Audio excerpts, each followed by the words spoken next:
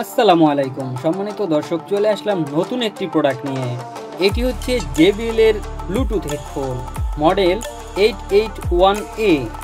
হেডফোনটি একদমই হালকা এবং চাইলে ফোল্ডিং করে রাখা যায়। এতে রয়েছে HD সাউন্ড কোয়ালিটি এবং বিল্ট ইন মাইক্রোফোন।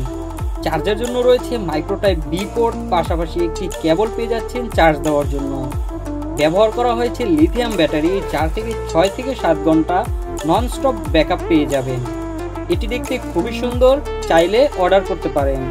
অর্ডার করতে স্ক্রিনে দেওয়া নাম্বারে যোগাযোগ করুন। ধন্যবাদ।